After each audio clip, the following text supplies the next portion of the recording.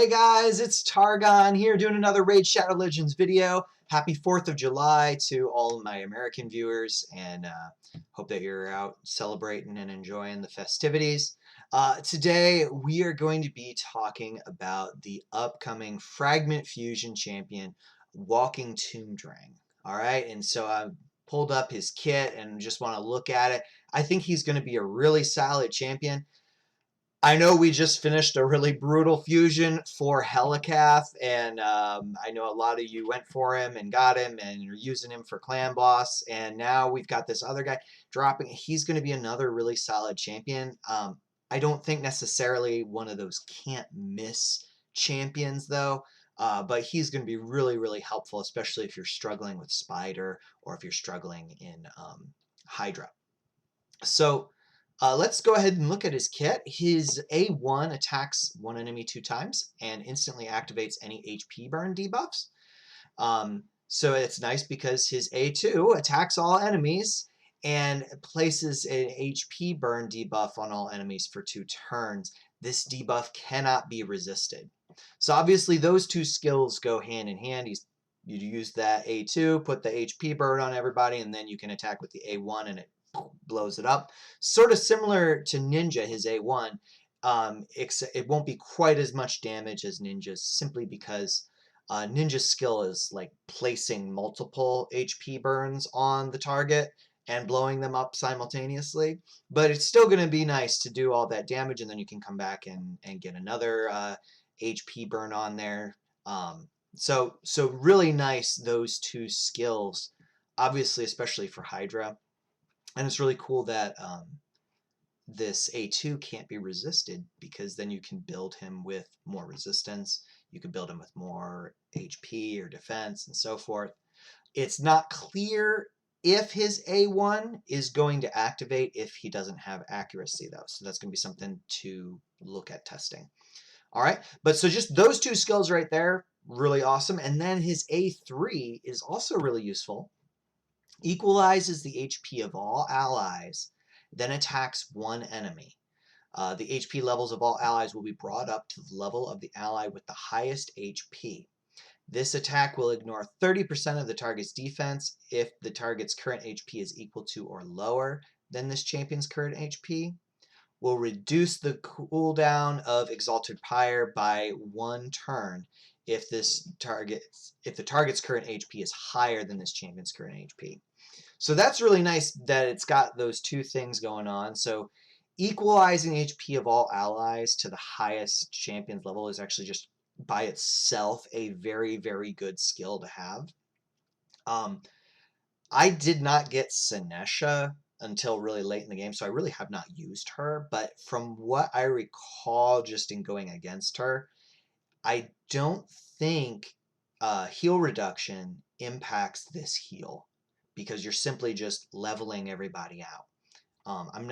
Don't quote me on that, but I'm pretty sure. So if that's the case, that's going to be really helpful if you're going up against, especially like in Hydra, sometimes they throw the heal reductions out, and you can just, if that doesn't work, then that would be really nice for Hydra and for other content where heal reductions flying around. Okay. And then, he's doing the extra damage. So if the target has lower HP, so if you're using him in Arena, he's doing 30% more damage. Or no, sorry, ignoring 30% of the target's defense, which is really nice. So if you're using him in Arena, he's an HP-based champion. He's probably going to have more HP than most of the other champions you'd be going against. So if you're targeting, say, their nuker, he's going to do extra damage right away. If you're going up against bosses, his HP burn cooldown gets reduced. So really nice kind of having those two things in there.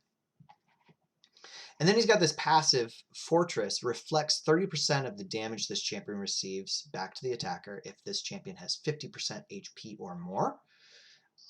Deals 30% more damage instead if this champion has less than 50% HP. So really cool. There's some question as to whether or not the Reflect is going to work like Brogni's passive does, where you can throw Giant Slayer on and fling a ton of damage around. I'm guessing it's probably going to be, and from what other people are saying, I'm guessing it's going to just be like a standard reflect damage. But we'll see. That's another thing that we're going to have to kind of play test a bit. And then his aura here increases ally HP in all battles by 30%. So amazing kit, guys. He is going to be a really good champion. I strongly encourage everyone to get him. There's a couple downsides where I think some people there's been a lot of hype over him, and so I do want to throw just not a wet blanket, but a damp paper towel on some of the enthusiasm. I don't think he's going to be the greatest, HP burn champion in history. The reason for that, so his A2 can't be resisted, but it is still susceptible to weak hits. All right.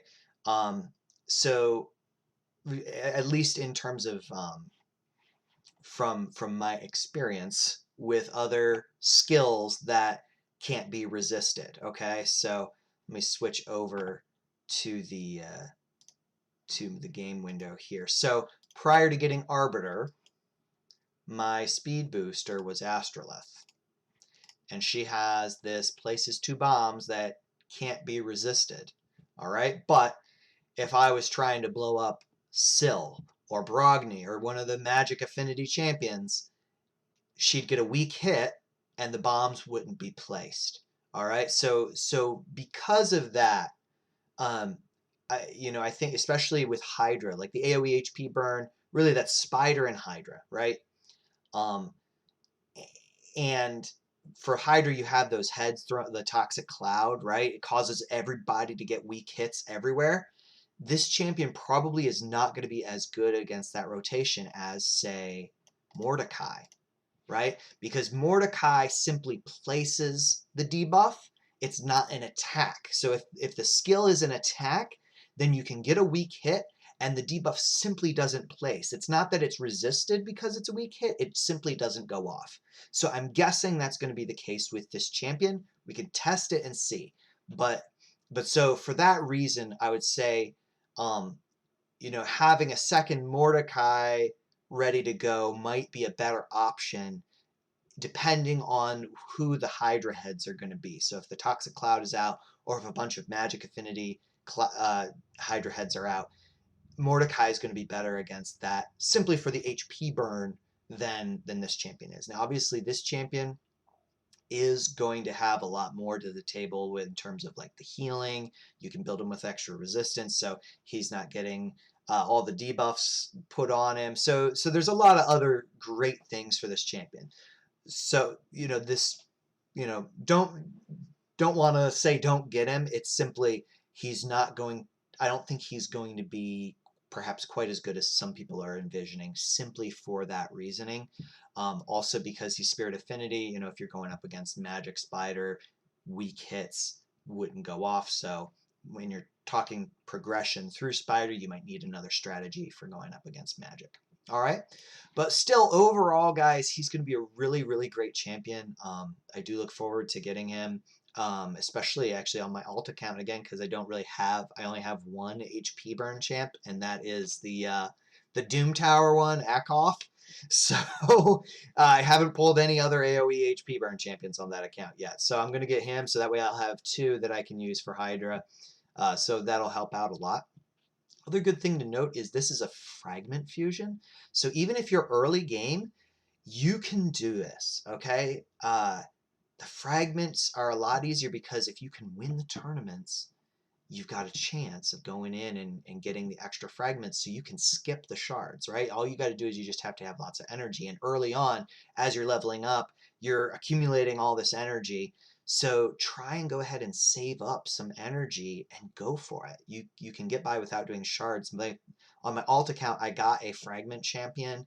I think I was maybe 1 month in, and I was probably like level 40, maybe level 50. I had a lot of extra energy laying around, so I was able to go in and win a bunch of tournaments because early game you don't have to worry about it so much. So I'm going to do another video on that, how to get these fragments when you're early game.